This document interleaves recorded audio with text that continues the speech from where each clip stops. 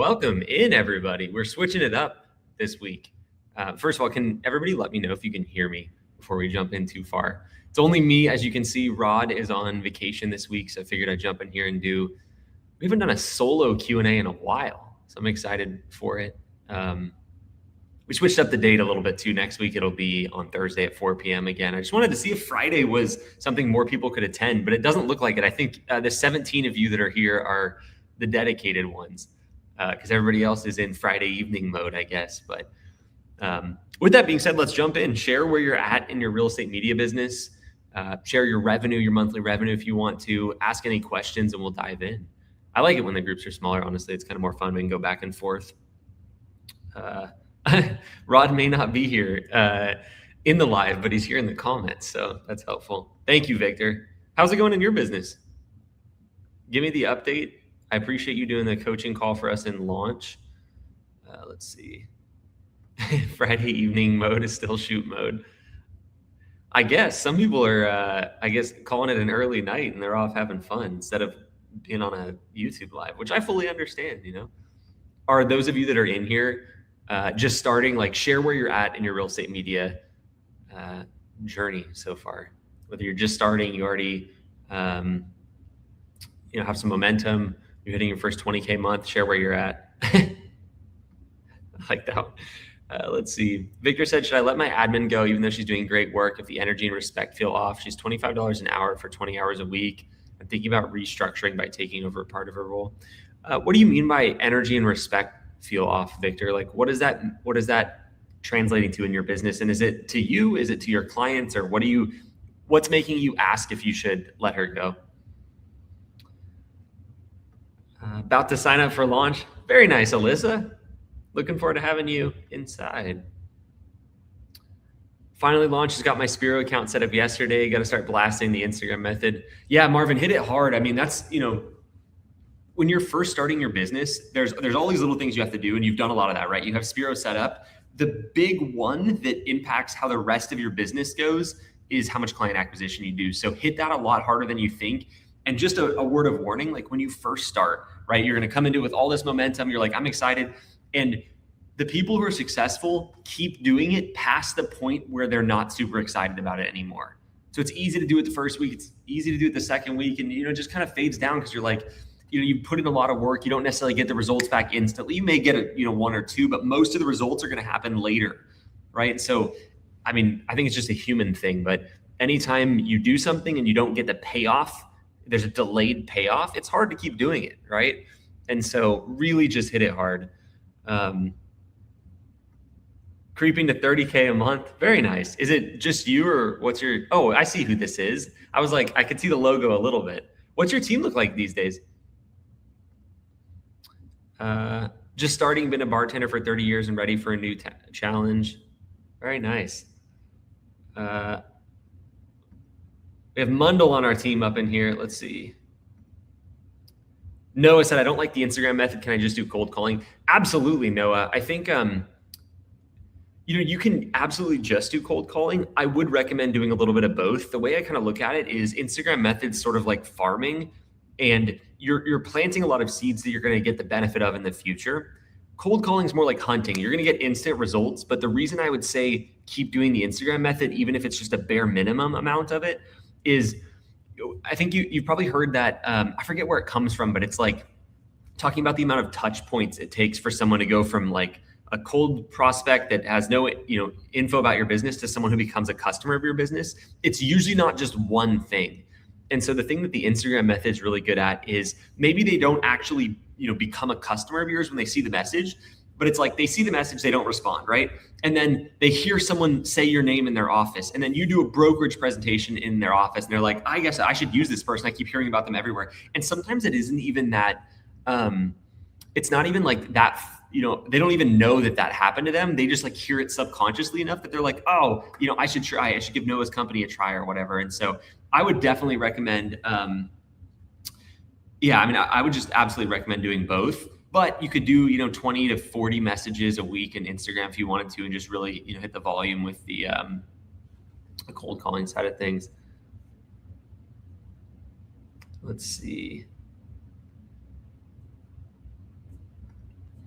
3 photographers with just one started last week. Also, my wife Logan runs everything on our back end. Very nice. So you're in like scaling mode. That's exciting. I think depending on when that 30K was, if you did that in January, let's see what I don't remember what you did. Creeping up to 30K months. Yeah, I don't know what your like slow season revenue has been, but if you're doing 30 right now, get ready. It's going to be busy in busy season. Is that like, what is that? 400, like slightly over 400% year over year growth. Let's see. What is the best way to build a portfolio? I've tried reaching out to agents on Instagram, but I haven't had any answers. I don't have anything to show yet. Yeah, so you don't really need a full portfolio. You just need really one shoot. And it doesn't even have to be a super nice place. It just kind of an average home is good. Sometimes if you like wait for, too nice of a house, one, you have to wait and it's harder to find a nicer house that you can get, the opportunity to shoot. But then you're sending out a super nice house to agents and they might think, oh, I don't know your name. I'll call you Guardian for now, but Guardian only shoots really expensive houses, right? And that's not the mentality you want them thinking. And so sometimes it's better to have just a more average home, so to speak. And the good news about that is average homes are easier to find, right, and get access to. So you can shoot the home you live in. You can go to a model home in a new build community and ask for permission. If you're brave, you can stop by an open house and see if they'll let you shoot it. Or if you just want to spend a couple $100, which I don't recommend that. I would do that as the last move, but you can go shoot an Airbnb. And so there's a lot of ways, but you really only need one shoot. And that's what I would focus on first before you send any more Instagram messages. Let's see. Andrew said, just set up some first month goals with Nicole, ready to hit the ground running. Very nice, Andrew. Let's see. Still chugging along here in southern Spain, trying to show up more on Instagram, but feeling so awkward. Got a couple of new clients through direct outreach, door knocking, and networking. Yeah, I totally get it on the Instagram method. Are you talking about the videos or it just feels awkward reaching out to people? Give me a little more info if you don't mind. Mr. Jerry, 14K in January. First of all, congrats on that. I know you have bigger goals than that. That's a huge January. And, usually you're in DFW, so I know a little bit more specifically how the market's going to ramp up. If you did 14 in January, you're going to do at least 30 during busy season, at least, and that depends on how fast your growth rate has been. So that's exciting.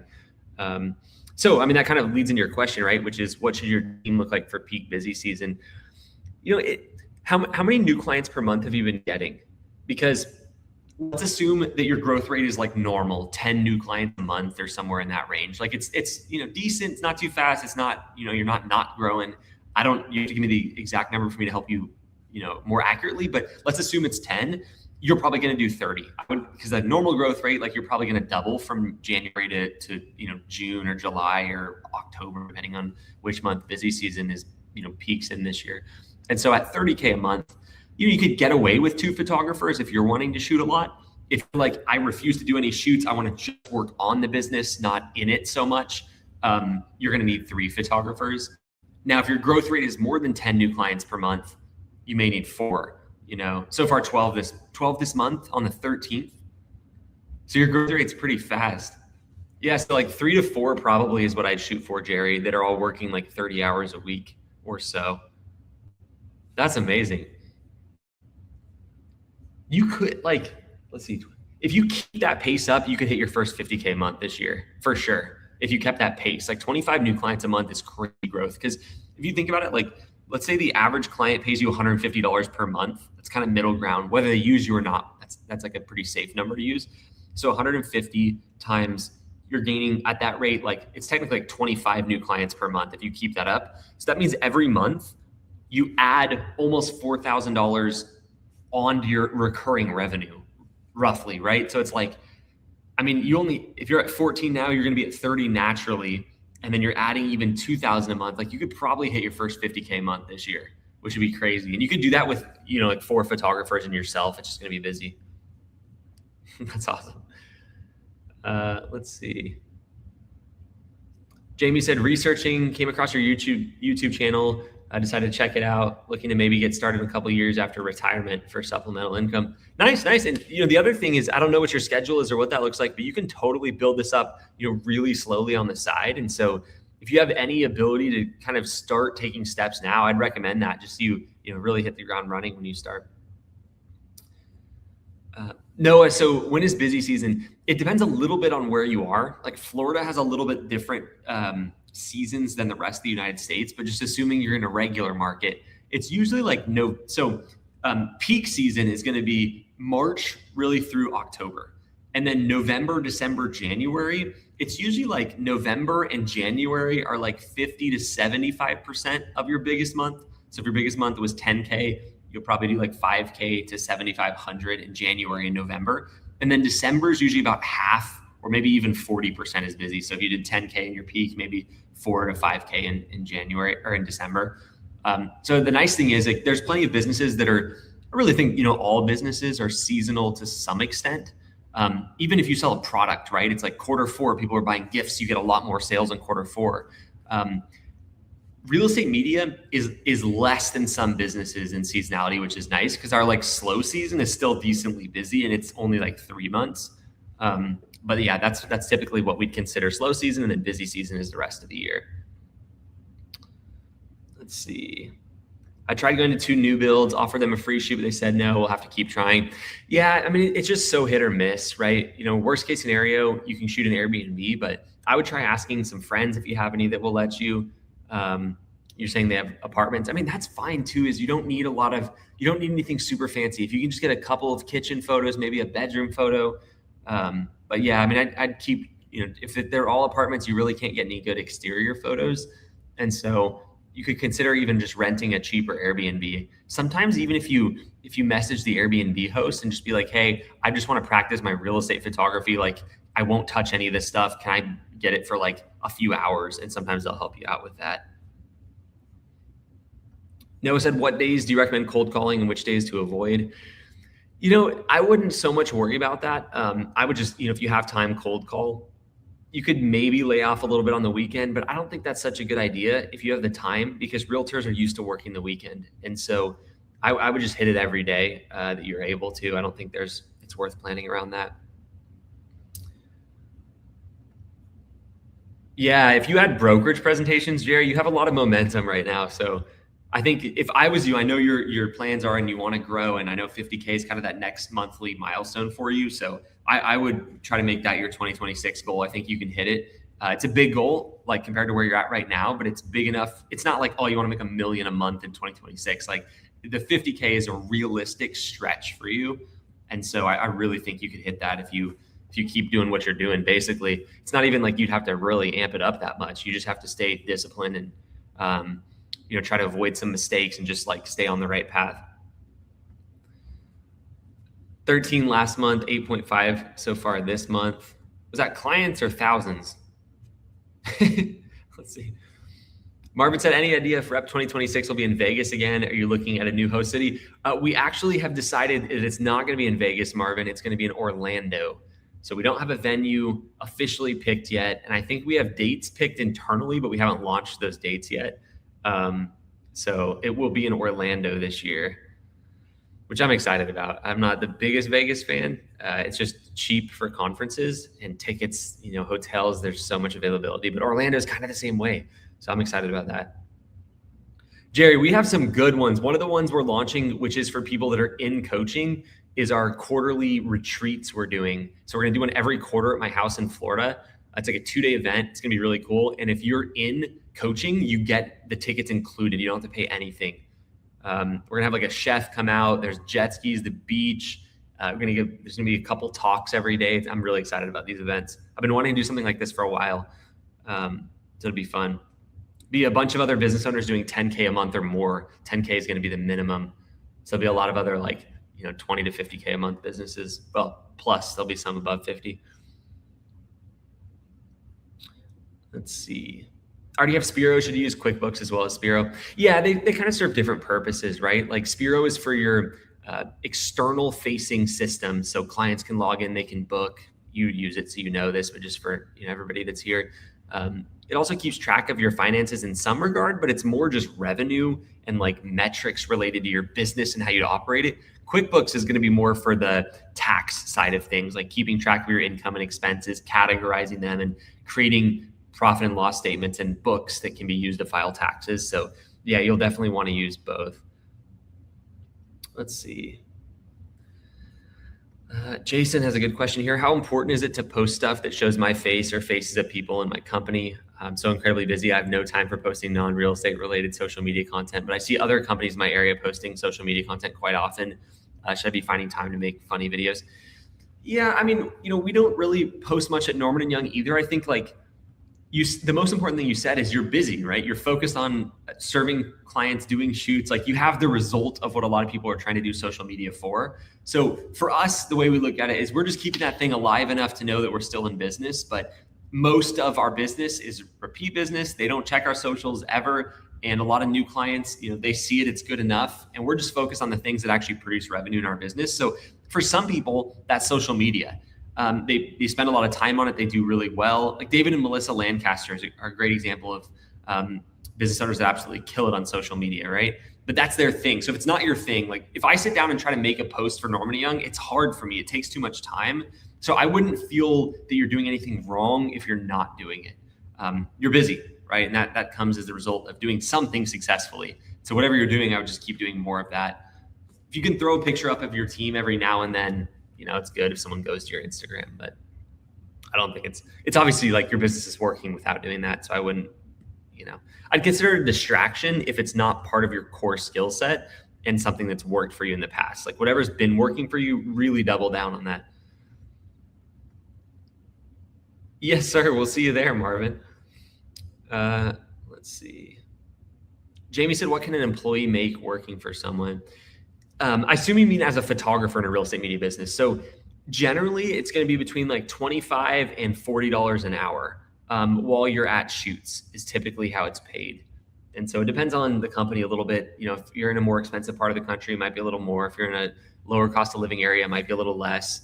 But generally that's the range. It's a good, I would say like entry level plus job. And yeah, I mean, it's a cool way to make a living too. I mean, shooting houses is a great job.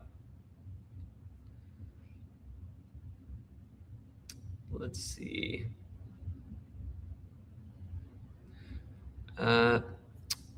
Roman said, should I be focusing my outbound on bad photo listings on Zillow or calling any agents possible through other sources too? Roman, good question. Any agents is what I'd recommend.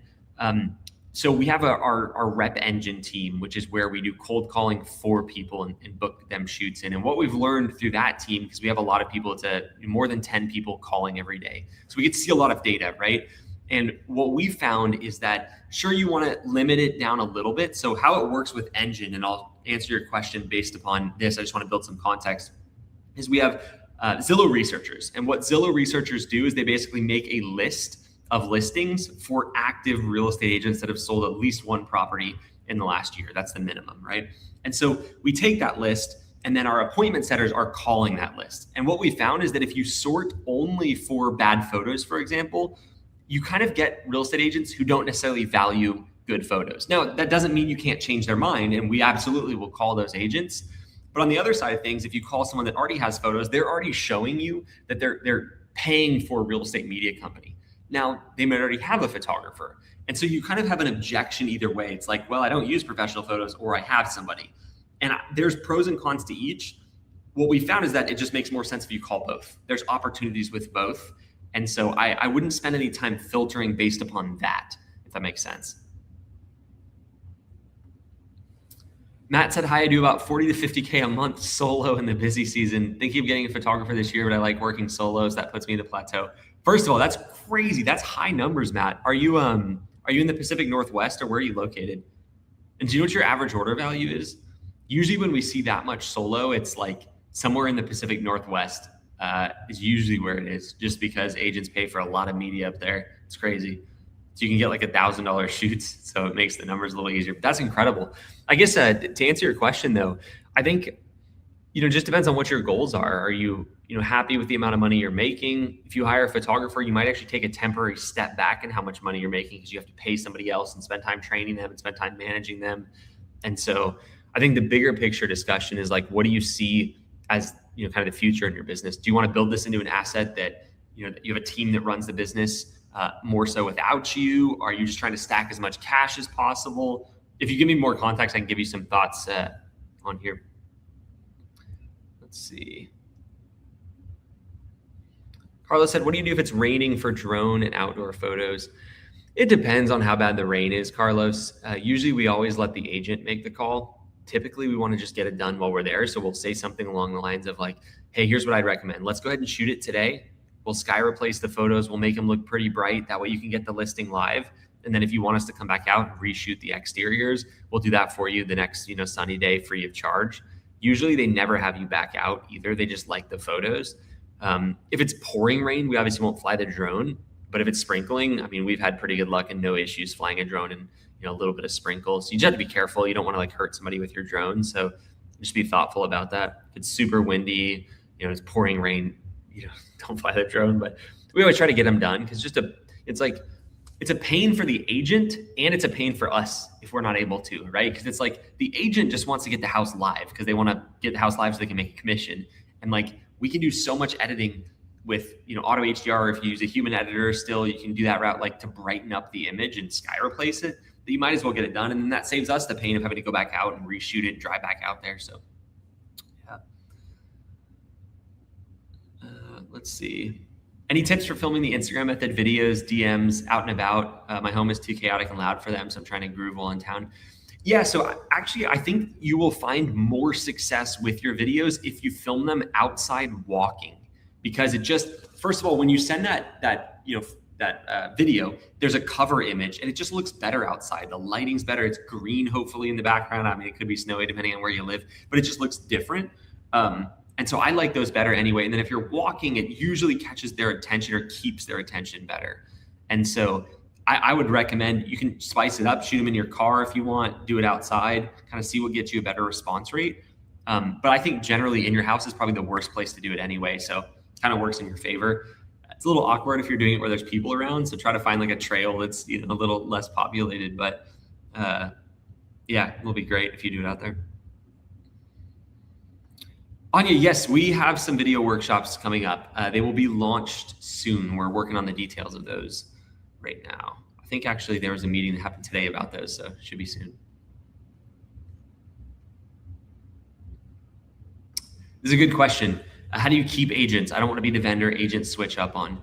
Yeah, so there's always going to be some churn. It doesn't matter how good of a job you do. Some of your clients are going to stop using you. And sometimes that's because they stop selling real estate. Sometimes they like another vendor. So there's always some of that. But obviously as media business owners, we want to reduce that because that's one of the things that makes this business awesome is we get to work with the same clients over and over. And I like that because I don't want to have to be like getting this constant stream of new clients every month just to hit the same revenue. Like if I get new clients, I want it to be stair-stepping my business to the next level. And so the way I think about this is 95% of it is going to be nothing to do with your media.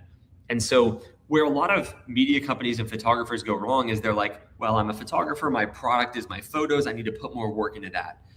And that's true, but I think we're more of a service business, right? And so if you want to reduce churn, you have to say, hey, what would make an agent want to try somebody else, or what would make an agent willing to switch? And a lot of the time that's companies with great service. So if you're not a company with great service, you need to do that. So what does that mean, right? There's a couple of things, and you really want to put yourself in the agent's shoes. And so what do I want if I'm a real estate agent? Well, I want a photographer that's not super booked up. So if I have to wait 2 weeks to get photos, that's out of the question. 4 or 5 days is about the most booked up you want to get. If you get more than that, you got to hire somebody typically. So soon availability, showing up on time. If you're always running behind and you're always late, that really is annoying to a real estate agent's schedule. So it's like, okay, let's schedule in a way that makes it so we have ample time to get there. And it's like, what does that look like on site? So, we were able to be booked in fast and we showed up on time, like the time we said we were going to show up, not 20 minutes late. We showed up dressed professionally. We represented ourselves well in front of the client's client, right? Like if you think about, again, going back to the real estate agent's shoes, you are representing them when you go to a photo shoot. And not only are you representing them, you're representing them early in their relationship with that client. So you work for John, the real estate agent. John has a client named Sarah, right? Sarah and John are still like learning how to work together. And Sarah can always use another real estate agent. Yeah, they may have a contract or whatever, but it's so easy to switch an agent. And so John's trying to make sure that everything happens at the start of this relationship in a clean, respectful way, so that Sarah's like, hey, I love John, he's a great real estate agent, right? And so you reflect on that client. So how you treat them when you're at the shoot, taking a second to let them know what the shoot process is going to look like, introducing yourself, letting them know what to do, just really thinking through that whole experience, right? And then it's like, okay, what does the real estate agent want after the shoot? Well, they want the photos pretty fast. So delivering them the next morning, at the latest is when you want to deliver. If they have a retouch request or they need to reschedule, being friendly and accommodating and not making it like a pain in the butt. Like, a lot of people, here's an example of what a photographer will do wrong, in my opinion. An agent will cancel that morning. Like you have a shoot at 10 a.m. and they cancel you at 8 a.m. or 9 a.m. Or they cancel when you get there.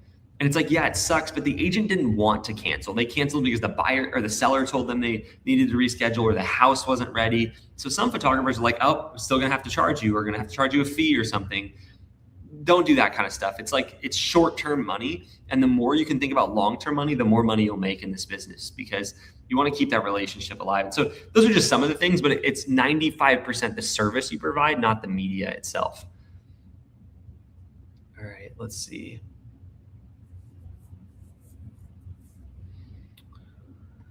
My cost of goods sold are right around 30%. What's a good percentage for overhead? It depends a little bit on your company size. You're generally right in the range of what we want to see on a cost of goods sold. So for everybody here that's like, what the heck is that? Cost of goods sold is basically, imagine you had a store and you sell coffees. It's like you might sell this coffee for $10, but how much does it cost you for the cup and the coffee inside? And then the labor maybe related to the coffee. It's like maybe $2, right? So that, $8 sale or whatever, $2 of that was not money you can use in the business. It cost you to actually buy this. And that's what your cost of goods sold is. So in real estate media, we typically want to see a service have a profit margin of at least 60%, including the photographer's pay. So if you are your own photographer right now, you want to put into that what it would cost you if you had to hire a photographer to do that shoot. And every service, in our opinion, should be at least 60%. That should be like the least you go, if that makes sense. So, then the rest depends on how you run your business and how much team you have and how big you are. Like the bigger your company gets, the smaller your actual net income is going to be percentage wise, down to 20, 25% at the lowest, regardless of how big your business is. So if you're doing like 150,000 a month, you should be taking home like 25% of that at the minimum, I would say.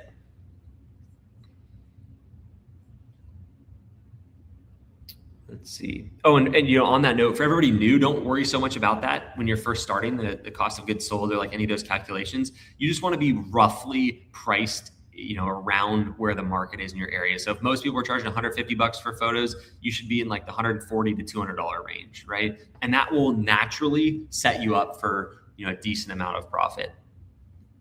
If you're in coaching specifically, we have that profit margin calculator we help you with. And so use that. But just for everybody, that's watching via YouTube and not in coaching yet, we'd love to have you, first of all. But second of all, just look at your competitors and that'll give you a good guidance. Let's see. Savannah said, I was at 10 or so new clients a month and it's slowed down. I've met almost all the agents in my area. Should I expand my area or push really hard to land more of those not using me? Yeah. How big is your area and how big is your business, Savannah? Like, I guess what I'm getting at is how confident are you in how many agents are in your area? Because that does become a concern, right? If you're in a smaller area and you're kind of already working with a big percentage of the agents, it may be easier to expand geographically. But if you give me some more info, I can help dial that in a little bit. Oh, this is a good question, Noah. Any major changes you see coming to this industry? So, I mean, obviously no one can predict the future, but we can look at the past and kind of what we've seen happen and use that sort of as a tool to look forward. And so it's interesting. When I first started my business, and this is, I guess, like 13 years ago at this point, I didn't think this industry was going to exist very long because I was like, okay, the better the technology gets and the easier it is to take good photos, the more likely a real estate agent is going to take their own photos. That's what I thought at the time. I was in the frame of mind of like, this will be a really cool, like high school, college job, but not like a career thing for me. I had I wasn't picturing this. And so I had that belief, which it kind of makes sense on the surface, right? You're like, oh, if they can just do it themselves, they will to save the money. And when I thought that, that 13 years ago, about 30% of homes that were in the United States that were listed were professionally photographed, like as an average, 30%. I thought that number was going to go down as stuff got easier, right? Today, in 2025, it was about 70% were professionally photographed. So I was obviously wrong, right? Like, even though the technology became easier to use, more agents hired somebody to do it and paid them to do it. And it's like, well, why did they do that?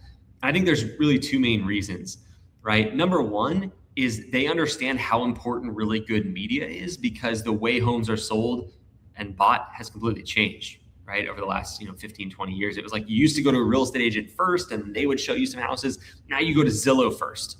And so agents know that if they have good photos on Zillow, they get more calls about that listing, which is great for them. And a lot of times it's like, okay, yeah, it helps them sell the house faster, but that's not even the most important part. The most important part is that if I call an agent about a house that I like, I will probably not buy that house. Maybe they show it to me, right? I'm like, oh, they didn't show that there was a dump behind the house or whatever. But now that agent and I have a relationship, and they're going to sell me another house. So they get a lead based upon me calling because of the photos that I like. So they understand the importance of that. And they understand the importance, they're business owners as well, of doing what matters for their business growth, not trying to do everything themselves. Like, that's a common theme in owning a business, right? Is you're trying to outsource stuff to someone who's good at it so you can buy back your time and do the highest leverage stuff. It's kind of like how many of you listening probably don't cut your own lawn, right? Maybe some of you even have people who clean your house for you. Like, the more money you make, the more you'll outsource that stuff. And that's what agents understand. And so could they buy a camera? Absolutely. Is it worth it for them to buy a camera, learn how to use it just to save, a few shoots a year? Absolutely not. And it doesn't look that professional in front of their clients. And so that's kind of one reason it's like not worth it for them. But the other reason is, back to 13 years ago, like I was saying, there wasn't all of these services we have now. Sure, photos existed, but drone photos weren't a thing, at least widespread, right? Floor plans weren't commonly used. They didn't have apps like Cubicasa. Video and social media stuff wasn't nearly as important. And so there's just so much they'd have to learn that it just doesn't make sense. And so I see that trend continuing. I think the media will get easier to produce, but there will be more types of media. Like 3D tours are relatively new, right? I mean, they've been out for a few, probably 5, 6, 7 years now, but like that kind of thing, just new stuff coming out that we can offer. Here's the really cool thing about that is that means we get paid more per shoot. Like when I first started, it was really common to have an average order value that was like $150. Now it's pretty common to have an average order value that's $250, $275, $300 in a cheaper market, and it just goes up from there. And so I don't know. I mean, that's kind of like the big picture stuff. I see that trend continuing. I think it's a really great time. It's the best time I've been around to be a real estate media company in my eyes. There's so much demand for it. It may seem saturated to people looking on the outside. They're like, oh, there's a lot of real estate photographers. There are so many real estate agents, and every house listed, 70% of them last year, and that number is growing, had a photographer hired. It's really easy to accidentally think the market is smaller than it is, but I really think there's more demand than there is supply right now, especially with good real estate media companies. And so, yeah, I just see right now is a time, in my opinion, to be aggressive, get as many clients as you can, because the sooner you get that client, the more times they pay you. And there's a lot of opportunity to grow your business. Let's see. Oh yeah, Savannah, you are in a little bit of a smaller area. 150-ish clients. Do you know how many real estate agents are licensed in your area? I think you probably have more than you think still available there. So I would work on that a little bit. How far would you have to drive to sort of like open up another market? Because if there's one really close, I would do that. But if it's like a 2-3 hour drive, I would just really make sure you've like squeezed everything out of your local area.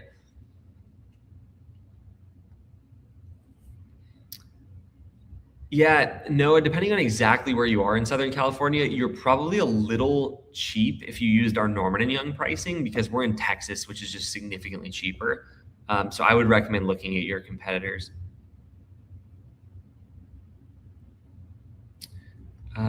Corley said, would it be too much to go to a coffee shop to do video DMs once it gets dark outside? I think there's only an hour or two between work and sunset early in this year.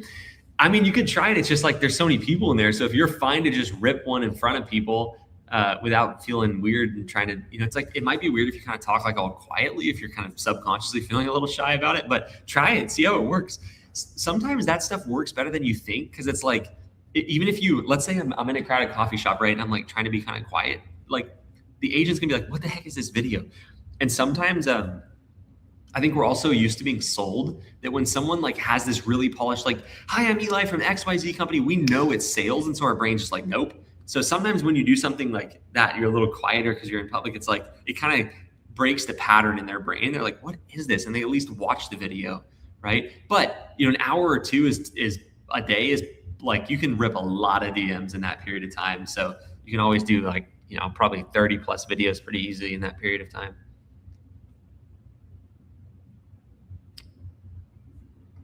What are your thoughts on creative pricing, like discounts on every 5th home sold, et cetera?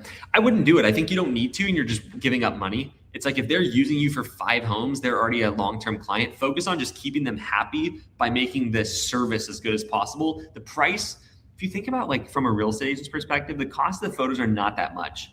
It matters to you a lot, right? Because you're doing so much volume, that's your full income is from the photos. But if they do a few, 5 shoots a year even, it's like a tiny line item on their profit and loss statement. And I think you're just giving up money that you don't need to give up. I would, if you're willing to sort of discount, I would use that on the front end to offer free shoots and be really aggressive with that.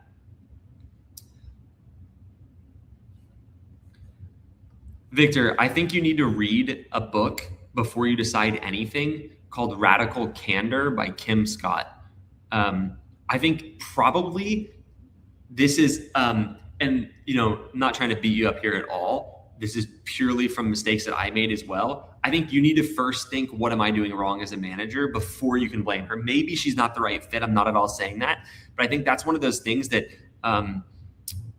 it's probably a dynamic that you've created. And so I would just say, read that book first. That book changed how I looked at building a team, and it really helped me. And I think you and I are similar in the sense of like, you don't want to be rude to people. You said that, like, I feel like she doesn't respect me because I'm too nice. And I think that book will really help. And anybody else that's a new manager, I think that's Kim Scott was, I think, the head of HR at Google for a while, really like, insane career, but has a lot of wisdom to add on the managing teams side of things that I think I wish I would have read that book sooner. Cause I made a lot of mistakes it's easy to like blame other people, but it was me. I mean, I hired that person, I managed them, I set the stage of, what's acceptable and what's not. So I read that book. All right, we got 2 more questions here. Time for 2 more. Let me find some. Drop yours in there if I missed your question earlier and you're still here and want an answer. Yeah, the pay at close is cool. So for everybody that is like, wait a second, pay at close, I don't want to wait. If you use Spiro, there's a service called Titus that integrates, that's kind of like a firm. Like if you've ever bought something and you can finance it through a firm, it works similarly, but a little different, where agents can actually pay when the house sells, but you get paid as the real estate photographer instantly, which is really nice. And it allows them, a lot of real estate agents, people think they're richer than they are. There's a lot of fees that go into running a real estate business. As an agent, there's a lot of periods where you make 0 income. And so for them being able to say, hey, let me order like $800 worth of media now and I'll pay for it when the house sells is really good. And the fees are low to the real estate agent. They're low to you on the photographer side as well. So pay at close is really cool. And it's something that integrates with, or is a part of using Spiro, which is the delivery platform that we use. Let's see. Andy said, no question, just a thank you for all the content and knowledge, launching next month in Cleveland, Ohio. Nice. Hit the ground running. Like, doing anything at the start is tough, right? Because like you have no idea what you're doing and everything feels, well, sometimes it is, right? Like when you're watching something on the surface, like anytime I do something new, I watch YouTube videos on it, right? I'm like, oh, it can't be that hard. And then you like start doing it and you're like, oh, I didn't even think about this or this or this. And so my advice to anybody just starting is just be okay with be okay with thinking things are going to be easier than they are. And then that not being true. That's just part of building a business. and to go into it with the attitude of like those things that arise or that were harder than I expected or that contain variables I didn't think about, that's just part of the process of building a business. Like everybody in these comments or in our coaching group, like all of them have gone through that. All those successful people, every case study you see on here is someone we worked with in coaching. I promise you they had to go through all those things as well. And so it's really easy to just think, oh shoot, like it must not work in my market, or my market's too big, or my market's too small, or there's too much competition. Everybody here is going to think some of those things, and probably all of them at different times.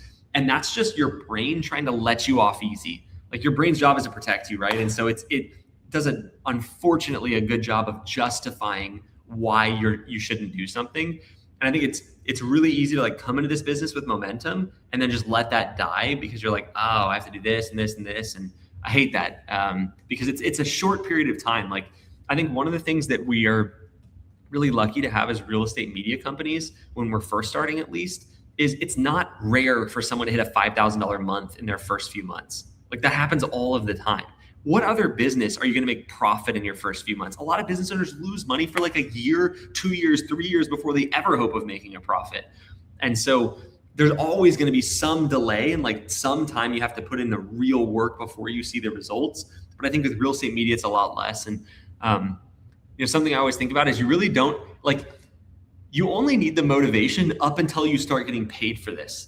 It's like you don't need motivation to go to a shoot that you're being paid for. You just need motivation in that gap between when you start this business and when you start getting paying clients. That middle ground, you can make it a week if you're fast. Sometimes it's months if you're slow. That little period kills so many people's future because they let that period go like, oh, this isn't for me, or oh, whatever. Insert excuse why it's not going to work for me because of the way my schedule is, or because of my market, or because of I'm not tech savvy. Like all this stuff is just, it's BS that your brain feeds you. And not really saying that to you directly, Andy, just to the room in general, because I know there's a lot of people in here just starting. And the same thing happens when you move through different stages in your business, right? Like you hire your first photographer and you're like, what the heck am I doing? Managing is way harder than I thought. I think I'll just go back to being solo. And it's all just lies your brain tells you. And you can't let it win and it's hard. And, that's part of the reason I think, and why I built REPP as a coaching platform, because you need help doing this, not just figuring out the little details, but like, I really wish I would have had a coach that I could work with, right? I wish I would have been in a community like our coaching community is. And that's why we created REPP is to make it so you have a higher chance of making this business happen. And so shout out to those of you that are in coaching that are here in the live. And if you haven't yet talked with our team, highly encourage you to reach out. I'll put the link. Rod's not here to help me with the links today, so I got to type it. It's replaunch.com/apply. You can at least get more information. We put a lot of content out on YouTube because I believe in giving value first, but I really think that that's just a taste of what you get in coaching. And really I was going to say the biggest thing is the one-on-one coaching, but there's a lot that goes into it, right? Like you have a one-on-one coach on our team. This is someone who's experienced and built many six-figure real estate media businesses by helping people do that, right? So you have that aspect. Then you have the group calls. There's multiple group calls every week, and they're not like this. They're on Zoom, and you get to jump on and talk back and forth, and they're with media business owners doing $50K a month plus in most cases, who, everybody's a prior coaching client or current coaching client. It's, one of our higher level programs. So there's a community, and there's just a checklist of what you need to do. It's like anybody can figure out what to do, but like I didn't have that checklist. So it took me forever and I made a lot of wrong turns. And so I just really, encourage you and invite you to go to that link if you haven't yet talked with our team, replaunch.com/apply. And if you've already talked with them and maybe you've tried it out on your own, one thing you'll find about us is we're not pushy at all. And so we have a lot of people that talk to us and they're like, oh, let me give it a shot on our own. And 3 months later, they come back and then they jump into coaching then. And that's when their business just, ramps up. And I understand wanting to do it on your own. Absolutely. I just think it's really expensive. It's a lot of wasted time and a lot of mistakes. And so if you've tried it on your own for a little bit and you're like, all right, yep, I agree. Like text whoever on our team you've talked with and let them know you're ready to go. And they'll answer any, remaining questions you have and get you rocking. So, Anya, absolutely. If you have a business partner in this, you don't pay any more. You have separate accounts in our coaching thing. You can both take advantage of different stuff. And so, if you have a business partner, we'd love for them to be involved as well. We'd prefer it actually. So anyway, replaunch.com /apply. Go check it out. Talk with our team. We have an absolute incredible team. Obviously, I'm a little biased, but I think you'll find that as well.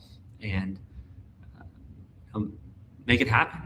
It's easy to like put a decision off for the future. Like, I'll do that, in a little bit. Like, just go apply right now. It takes 2 minutes to fill out an application. What's going to happen when you do that? It's like, there's nothing like fireworks after, right? Like, you fill out a short application and you're going to wait a little bit. Our team's going to reach out. They're going to review your application, learn a little bit more about you, and then reach out with you. So even if you don't have a second to chat now, I would highly encourage you to at least go there and fill out that application. Take you just a couple minutes. It's not like a college application where you got to sit there for a day and think of your answers. So go do that now.